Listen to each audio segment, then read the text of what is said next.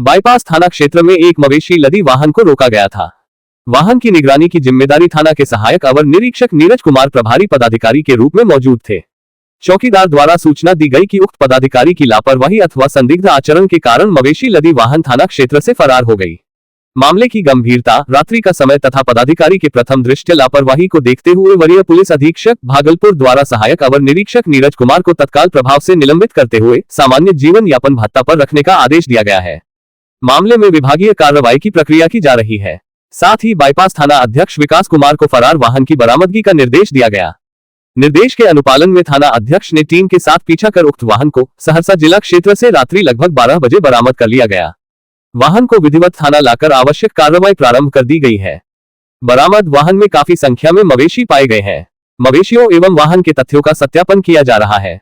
SSP ने स्पष्ट किया कि पुलिस ड्यूटी में किसी भी प्रकार की लापरवाही, कर्तव्यहीनता अथवा संदिग्ध आचरण को गंभीरता से लिया जाएगा तथा दोषी पुलिसकर्मियों के विरुद्ध कठोर कार्रवाई की जाएगी। भागलपुर नगर निगम के कर्मचारियों ने वार्ड 21 के पार्षद संजय सिन्हा पर कर्मचारियों के खिलाफ बेबुनियाद आरोप लगाने और दबाव बनाने का आरोप लगाते हुए शुक्रवार को निगम कार्यालय के समक्ष धरना प्रदर्शन किया। नगर निगम कर्मचारी संघ के बैनर तले कर्मचारियों ने पार्षद के खिलाफ नारेबाजी की। प्रदर्शन के दौरान एक बैनर पर "मैं हूं डॉन, मुझसे सब डरो" लिखा हुआ था, जिसने लोगों का ध्यान खींचा। कर्मचारियों ने 12 अगस्त की सामान्य समिति की बैठक में लगाए गए आरोपों की निष्पक्ष जांच की मांग की। संघ ने कहा कि कर्मचारियों को भयमुक्त माहौल में काम करने दिया जाए। विरोध के तहत 2 दिनों तक धरना जारी रखने का निर्णय लिया गया है। यहाँ पर जो है तन मन से कार्य करते हैं और जो नगर आयुक्त का जो निर्देश होता है, महापौर का जो निर्देश होता है, यहाँ तक कि माननीय पार्षद लोग डायरेक्ट जो भी बोलते हैं, छोटा छोटा कार्य या जो भी है, उसको जो है हम लोग जो है ना तन मन से करते हैं और जो है ना 24 घंटा में 18 घंटा ड्यूटी करते हैं। हम लोगों को कहीं किसी से कोई शिकायत नहीं है। सिर्फ एक पार्षद जो है आपका जाके वार्ड नंबर 21 के पार्षद जो है वो हम लोगों को कभी जो है ट्रेड लाइसेंस का धमकी देते हैं, कभी जो है वो अनुकंपा का धमकी देते हैं, कभी किससे इस तरह से करके उसको जो है ब्लैकमेल करने का काम करते हैं। तो इससे हम लोग जो है ना तंग आकर, और अभी सामान्य समिति का बैठक हुआ 12 तारीख को, उस दिन जो है उनका रोल जो है और सारे माननीय पार्षद को जो है ना बरगलाकर और उसके बाद जो उनको धरना पे बैठा दिया। जबकि अभी शहर से जुड़ा हुआ जो है दुनिया भर का जो है ना एजेंडा और जो है ना कार्य करना बाकी है। पिछले अगले साल जो है इलेक्शन है, सभी को जो है ना सब माननीय पार्षद जो है अपने अपने कार्य के लिए जो है ना चिंतित है और ऐसे पोजीशन में जो है ना हम लोगों को डराया धमकाया जाता है और जो है वही का कार्य जो है करने का कार्य करते हैं। ये इनका आज से नहीं है, शुरू से है ये चीज। भागलपुर में बिहार ग्रामीण bank employees and officers federation ने क्षेत्रीय प्रबंधक के कथित तानाशाही रवैये के विरोध में आंदोलन का ऐलान किया है। फेडरेशन की ओर से आज क्षेत्रीय कार्यालय भागलपुर के समक्ष प्रदर्शन का आयोजन किया गया। इस दौरान बैंक कर्मचारियों ने कई मांगों को प्रमुखता से उठाया है। फेडरेशन ने स्थानांतरण एवं पदस्थापना नीति का निष्पक्ष पालन करने, पक्षपातपूर्ण एवं मनमानी निर्णयों पर रोक लगाने तथा कर्मचारियों की शिकायतों की निष्पक्ष जांच कर दोषियों पर कार्रवाई की मांग की है। इसके अलावा बैंक की नीतियों एवं परिपत्रों का 100% अनुपालन सुनिश्चित करने, पारदर्शी एवं जवाबदेह प्रशासन व्यवस्था लागू करने और भ्रष्टाचार पर रोक लगाने की मांग भी की गई है। फेडरेशन का आरोप है कि क्षेत्रीय स्तर पर कर्मचारियों के हितों से जुड़े मामलों में मनमाने फैसले लिए जा रहे हैं। इन्हीं मुद्दों को लेकर संगठन ने विरोध प्रदर्शन के माध्यम से अपनी नाराजगी जताई और मांगों के शीघ्र समाधान की मांग की है। हम लोग बिहार ग्रामीण बैंक ऑफिसर और एम्प्लॉय फेडरेशन के 150 से अधिक लोग विगत 45 दिनों से चल रहे आंदोलन का एक हिस्सा हैं और इस आंदोलन में हमारी प्रमुख मांगे हैं कि इस प्रबंधन का जो तानाशाही रवैया है उसके विरुद्ध है, जिसमें कि स्थानांतरण नीति है। बैंक परिपत्र के अनुसार हमारे बैंक में बहुत सारे काम अभी जो है हमारी मांगे जो बोर्ड पर है उसमें ये अंकित है कि बैंक महिलाओं के सम्मान में हम लोग यहाँ पर एकजुट हुए हैं। महिलाओं के प्रति अत्याचार जो है तथाकथित शाखा प्रबंधक के द्वारा लगातार किया जा रहा है। हम लोग उसकी आवाज़ विगत 45 दिन से उठा रहे हैं। हमारा मास डेपुटेशन का प्रोग्राम था और आज हड़ताल है। हड़ताल के अनुरूप आप देख रहे हैं कि भारी संख्या में लोग जो है उपस्थित हैं, लेकिन हमारी मांगों पर अभी तक कोई विचार नहीं हो पाया है। लगातार वार्ता का दौर चला, लेकिन उस वार्ता का कोई भी कंक्लूजन अभी नहीं निकला है। आने वाले समय में आंदोलन और तीव्र होने जा रहा है, क्योंकि हमारी जो मांगे हैं उस पर प्रबंधन द्वारा अभी कोई भी विचार गंभीरता से नहीं किया गया। प्रथम सबसे प्राइम मुद्दा है हम लोगों का महिलाओं को इक्वल सम्मान, जैसे आप बाकी सारे स्टाफ्स को दे रहे हैं। अगर महिलाओं के प्रति कोई घटना होती है तो उसको आप बहुत ही प्रायोरिटी बेसिस पे हम लोगों का उम्मीद रहता है कि प्रबंधन हम लोगों के गार्जियन की तरह है, तो वो महिलाओं के प्रति उचित सम्मान दे और सारे एम्प्लॉय, सारे ऑफिसर्स को एक सम्मान देखे। ऐसा नहीं होता है कि आप किसी का ट्रांसफर बहुत फेवरेबल कर दें और किसी का नहीं करें। तो जो पक्षपातपूर्ण स्थानांतरण नीति है, हमारा ट्रांसफर पॉलिसी है हमारे प्रबंधन का, जो कि जिससे बहुत दिक्कत हो रहा है, कार्य का अनैतिक दबाव, इन सब चीज के अगेंस्ट हम लोगों का विरोध है। और महिलाओं का उचित सम्मान करिए, अपने स्थानांतरण नीति को सही करिए और जो भी हमारी मांगे हैं उनको आप देखिए, उनसे आप उचित वार्ता करिए। ऐसा नहीं है कि आप वार्ता कर रहे हैं तो आप कुछ भी प्रलोभन दे दीजिए, इस तरह से नहीं किया जाता है। भागलपुर के विक्रमशिला सेतु पर 28 अगस्त की मध्यरात्रि से आवागमन बंद हो जाएगा। पुल बंद होने के बाद लोगों के लिए जलमार्ग को वैकल्पिक व्यवस्था के तौर पर इस्तेमाल किया जाएगा। जिलाधिकारी अलंकृता पांडेय ने बताया कि जलमार्ग के जरिए आवागमन के लिए ज्यादातर बड़ी जहाजों का परिचालन कराया जाएगा ताकि लोगों को परेशानी कम हो। हालांकि गंगा के जल स्तर पर भी प्रशासन की नजर रहेगी। जिलाधिकारी ने स्पष्ट किया कि अगर गंगा का पानी डेंजर लेवल से ऊपर पहुंचता है तो सुरक्षा के मद्देनजर नावों के परिचालन पर रोक लगा दी जाएगी। ऐसे में जलस्तर की स्थिति के अनुसार ही जलमार्ग का संचालन किया जाएगा। प्रशासन की ओर से लोगों की सुविधा और सुरक्षा को देखते हुए वैकल्पिक व्यवस्था की तैयारी की जा रही है। जो सूचना प्रदान की गई है विभाग के द्वारा वो यही है कि 28 अगस्त की रात से उसको बंद किए जाने का है। अगर इसमें कोई चेंज होता है तो आपको अवगत कराएंगे। वैकल्पिक व्यवस्था जलमार्ग की रहेगी। फेरी सेवा के लिए हम लोग आवेदन प्राप्त कर रहे हैं। ज्यादा से ज्यादा बड़ी संख्या में जो बड़े जहाज हैं उन्हीं का परिचालन पर हम लोग फोकस करेंगे। नाव तो जिस प्रकार से हर बार होता है, वार्निंग लेवल या डेंजर लेवल में जलस्तर क्रॉस होने के बाद नावों के परिचालन पर रोक लगाई जाती है।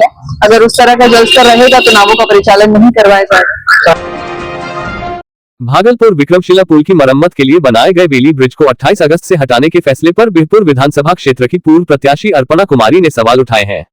प्रेस कॉन्फ्रेंस में उन्होंने कहा कि बेली ब्रिज हटने से पूर्वी बिहार और सीमांचल के बीच सड़क संपर्क प्रभावित होगा, जिसका असर लाखों लोगों के साथ व्यापार और रोजाना आवागमन पर पड़ेगा। अर्पणा कुमारी ने करीब 28 करोड़ रुपए की लागत से बने बेली ब्रिज को महज 85 दिनों में हटाने पर सवाल उठाते हुए कहा कि इससे आम लोगों को बारिश, दुर्गा पूजा और छठ के दौरान भारी परेशानी हो सकती है। उन्होंने सरकार से बेली ब्रिज हटाने से पहले पर्याप्त वैकल्पिक व्यवस्था सुनिश्चित करने और विक्रमशिला पुल की मरम्मत की समय सीमा बढ़ाने की मांग की है। जो अभी वर्तमान स्थिति है इससे तो हम सभी अवगत हैं। 4 मई 2026 को जब पुल का एक हिस्सा गंगा की धारा में समा गई थी तो सरकार ने जनता को तत्कालिक व्यवस्था दिया और ये व्यवस्था के लिए सरकार का धन्यवाद। लेकिन तत्कालिक व्यवस्था समाधान सरकार ने तत्कालिक ही किया। अब सरकार उसे 28 अगस्त 2026 को हटाना चाह रही है और पुल के पूरा मरम्मत के लिए सरकार कह रही है कि हम पुल का मरम्मत करेंगे और जनता को हैंडओवर करेंगे 3 महीने 3 दिन में। और एक आंकड़ा देखिए कि 4 मई 2026 को जब गंगा का एक हिस्सा विक्रमशिला सेतु का गंगा नदी में समाता है और 28 अगस्त 2026 तक अगर हम लोग काउंटिंग करते हैं तो 3 महीना 24 दिन हो चुका और सरकार 3 महीना 3 दिन और मांग रही है, तो टोटल 6 महीना 27 दिन हो जाएगा। जनता 6 महीना 27 दिन तक इस समस्या को झेल रही है और हम सरकार से मेरा मांग है कि आपने जो बेली ब्रिज तत्काल व्यवस्था दिया आप उसे अभी हटाने जा रहे हैं 28 अगस्त से, तो क्या आपने बिना रणनीति का, बिना तकनीकी व्यवस्था पर विचार किए समस्या का समाधान निकाला, तत्कालिक व्यवस्था निकाला? समाचार पत्रों से और भी माध्यमों से मालूम हुआ है कि लगभग सरकार ने कैबिनेट में 126.26 करोड़ रुपया पुल के मरम्मतीकरण के लिए पास किया बिहार कैबिनेट ने और उसमें से केवल बेली ब्रिज के निर्माण के लिए सरकार ने बीआरओ को, जो समाचार न्यूज से मिला आधिकारिक घोषणा तो सरकार को करना चाहिए कि आप केवल जनता को इतना बताइए, ये जानने का अधिकार है जनता को कि आपने बेली ब्रिज निर्माण में कितना लागत लगाया है। और ये लागत अगर आपने जो कि आप समाचार पत्रों से हम लोग सुन रहे हैं, देख रहे हैं, जो सार्वजनिक सरकार घोषणा अभी नहीं की है, बीआरओ को कितना आपने दिया? आधिकारिक घोषणा आपको करना चाहिए कि आपके विभाग से 26 करोड़ का लगभग 26-27 करोड़ का बेली ब्रिज का निर्माण होता है और उसको आप 83 दिन बाद हटाते हैं। सनहौला प्रखंड के अमरिंदा मध्य विद्यालय से सरकारी व्यवस्था की एक तस्वीर सामने आई है। यहाँ शारीरिक शिक्षक एवं स्वास्थ्य अनुदेशक निशांत कुमार स्कूल में बच्चों को पीटी कराने के बाद विद्यालय के बाहर झालमुड़ी और स्टेशनरी की दुकान लगाते हैं। निशांत की वर्ष 2022 में नौकरी लगी थी, तब उन्हें 8,000 रुपये मासिक मानदेय मिलता था। करीब 3 साल के संघर्ष के बाद मानदेय बढ़कर 16,000 रुपये हुआ, लेकिन उनका कहना है कि इतनी राशि में परिवार का खर्च चलाना मुश्किल है। ऐसे में वह स्कूल ड्यूटी के बाद दुकान लगाकर प्रतिदिन करीब 300 से 400 रुपये अतिरिक्त कमाई करते हैं। निशांत का कहना है कि मजबूरी में उन्हें ये काम करना पड़ रहा है। उन्होंने सरकार से शारीरिक शिक्षकों को पूर्णकालिक करने और वेतन में उचित बढ़ोतरी की मांग की है। खास बात यह है कि जिन बच्चों को वह स्कूल में पीटी कराते हैं, उन्हीं बच्चों को स्कूल के बाहर झालमुड़ी बेचते हैं। अब सवाल है कि बच्चों को स्वस्थ और अनुशासित बनाने वाले इन शिक्षकों की आर्थिक स्थिति कब सुधरेगी। सर, हम लोग शारीरिक शिक्षक स्वास्थ्य अनुदेशक हैं, सरकारी टीचर हैं, लेकिन सरकार की नीति थोड़ा सा हम लोगों का प्रति गड़बड़ है और हम लोगों को मात्र 8,000 में बहाल हुआ। बहुत संघर्ष करने के बाद 3 साल बाद 8 से 16 किया गया।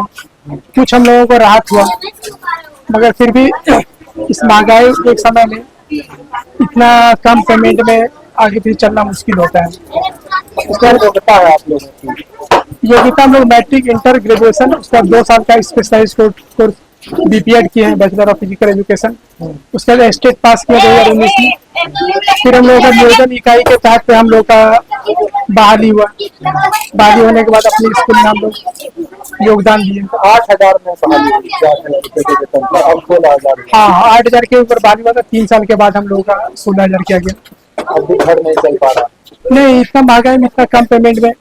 और पहले हम लोगों के मेरे पिताजी आर्मी में थे, फिर उनका 2-3 साल पहले देहांत हो गया, जिस कारण से सारा जिम्मेदारी मेरे ऊपर आ गया। शर्मिंदगी भी महसूस होती होगी विद्यालय के सामने दुकान? हाँ, शुरू में बहुत हेजिटेशन होता था कि कैसे करेंगे, क्या करेंगे।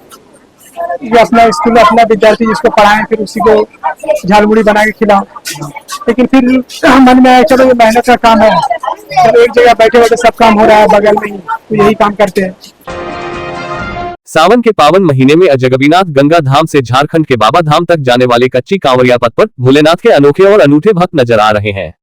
कोई भोलेनाथ को कांवड़ में बैठाकर देवघर ले जा रहा है, तो कोई बाबा को ही अपने कंधों पर बैठाकर यात्रा कर रहा है। इसी बीच पश्चिम बंगाल से आए श्रद्धालुओं का एक झुंड लोगों के बीच आकर्षण का केंद्र बना हुआ है।